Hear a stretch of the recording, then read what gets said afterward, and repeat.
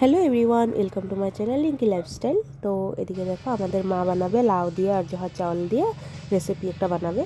তো এদিকে লাউগুলো সুন্দর করে কেটে নিল, তারপর এদিকে কড়াইতে তেল দিয়ে দিল।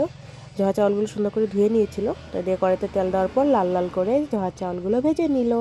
তো এদিকে দেখো ভাজা হয়ে যাওয়ার পরে এদিকে আমাদের মা জহা চাউলগুলোকে সুন্দর করে নামিয়ে নিল। তো এদিকে দেখো লাল লাল করে সুন্দর করে ভেজে নিল। তারপরে আবার কড়াইতে তেল দিয়ে দিল পরিমাণ মতো। তেল দেওয়ার পরে এদিকে তেজপাতা আর কালো জিরে ফোড়ন দিয়েছে। তো আজকে আমাদের মা বললো যে খেয়ে দেখ, আজকে আমি ফার্স্ট টাইম খাবো। তো এদিকে মা বললো যে খেয়ে দেখ, দারুণ লাগে খেতে। তো বললাম যে ঠিক আছে বানাও তবে। তো এদিকে দেখো আমাদের মা আজকে বানিয়েছে রেসিপিটা, আর সত্যি খেতে খুব অসাধারণ হয়েছে, খুব ভালো লাগে খেতে। তোমরা কে কে খাওনি এভাবে অবশ্যই খেয়ে দেখো। তো এদিকে দেখো পরিমাণ মতো দিয়ে দিল নুন, আর এদিকে হলুদও দিয়ে দিয়েছে।